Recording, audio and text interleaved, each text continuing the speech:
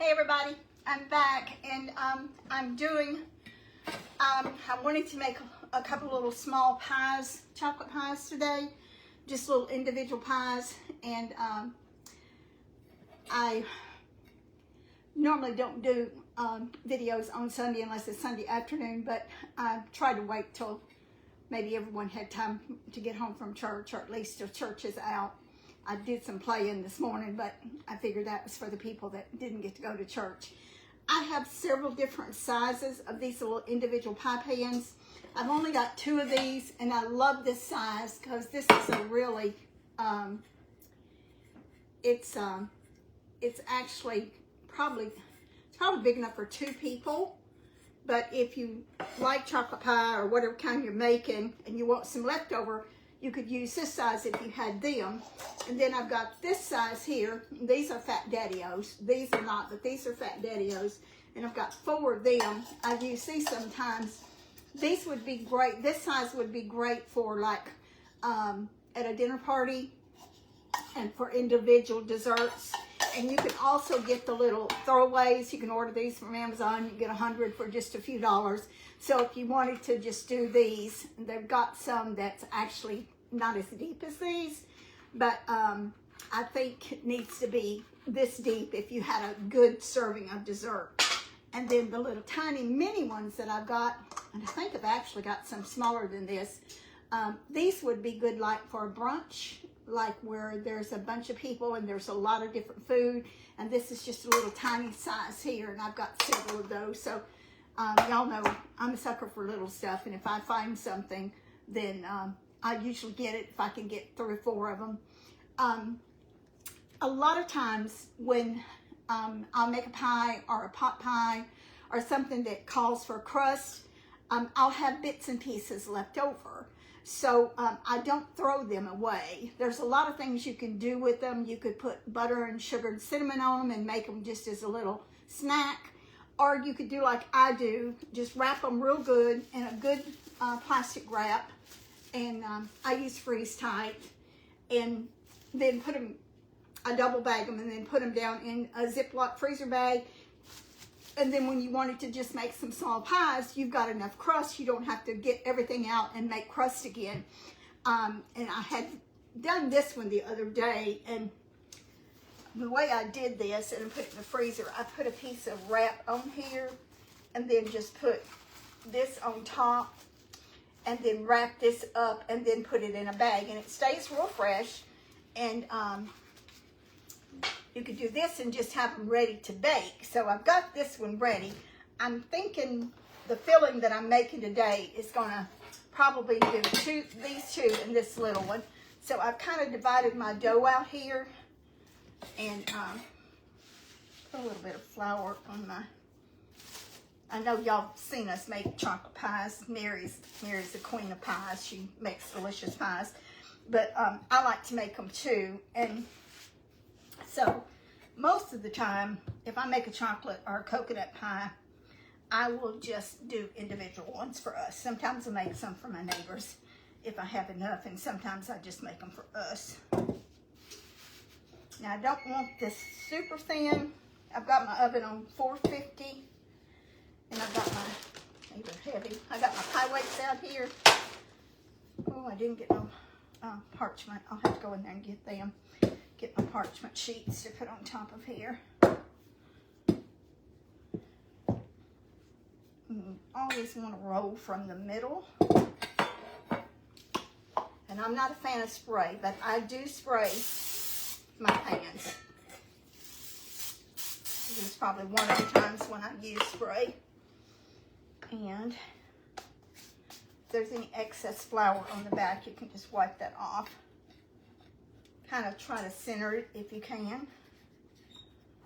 So now you may have a pleat or something in a couple spots on your pie crust. That's okay. You just kind of mash it down in there. I didn't even measure this. I just kind of figured that was about the size. If you have any excess, you can either take it out or you can turn it under, whichever you want to do. Now this is not going to be no perfect pie crust by no means, but it don't matter because it's just for us.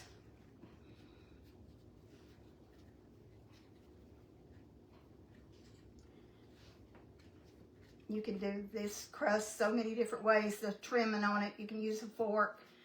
I've actually got a little tool that you can run over it, make little designs on it. Or you can just do like I do, just crimp it with your fingers.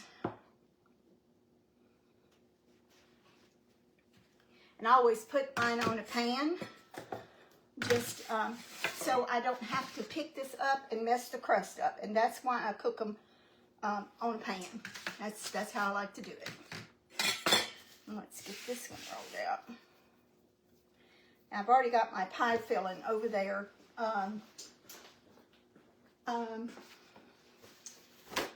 Together.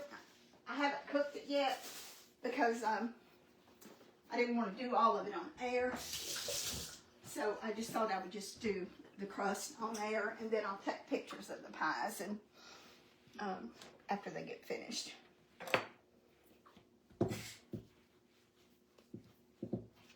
I probably did need this bigger rolling pan out, but this is actually a fondant rolling pan. I want to try to get it to the same thickness.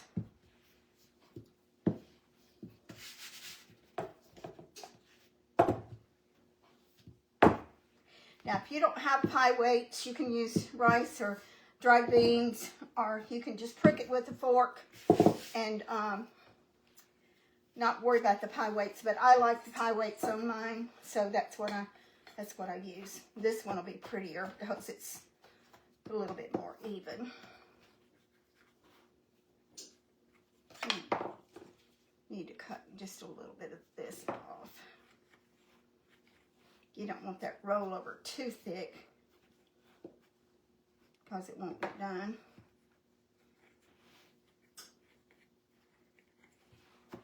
Make sure you're pressing it in the bottom so it doesn't draw up. Now, I won't keep these little pieces here that I'm cutting off because that's already been rolled twice, so I won't keep that. But if it's the first time you're rolling it, you could keep it. But pie dough, just like cookie dough, will get tough if you work with it too much. And you don't want your pie dough tough. It's hot. We are going to have some hot weather here before long. Me and the heat doesn't get along too well together. Okay, so that's pretty much, I think, okay. And you want to bake this on 450 for about, I usually set it for about 10 minutes and check it, and usually takes about 12. Depending on your oven, about 12 minutes or so to bake.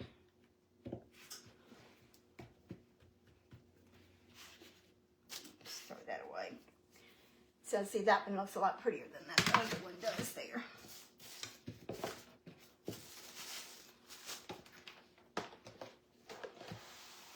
And so you got your pie crust all done, just in a real short time. You didn't have to go through the whole process of making pie crust. You just save your little leftovers. And, you know, old timers, they didn't throw away anything. They saved everything. And just remember to date it on the bag so you don't leave it in the freezer too long, forget about it, and have to wind up throw it away, and it's taking up space that you can have something else in. But this was, this has been in my freezer probably, I don't know, 2 or 3 weeks or so. And it's just worked out perfect to make 3 little nice pies. So when I get the pies made, it'll be a little bit later on today. I'll take a picture and post them. And y'all, we've got tons and tons of recipes on pie crust and chocolate pies, coconut pies too. I won't put the recipe on there, but hopefully you'll be able to find a recipe. If you hadn't saved the ones that we made, Mary's chocolate pie is real good too, really good. And yeah, you'll have a nice little dessert after a while. So thanks again for joining me.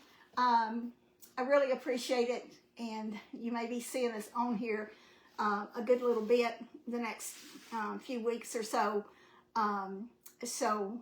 We're going to try to keep the clips down, keep them down pretty short so it doesn't take up a lot of time. But I really do appreciate if you watch the whole thing through. And if you don't get it, you want to see something else, there's a lot of times I watch a clip more than once because I might have missed something or I want to go back and check something. So you can do that too. So thanks so much. Have a wonderful Sunday afternoon, and I hope you have a peaceful afternoon and got something good cooking in the kitchen, or either you got some good takeaway. So God bless. We'll see you later, and be sure to be kind and always count your blessings. And we're going to have 3 nice little chocolate pies after a while.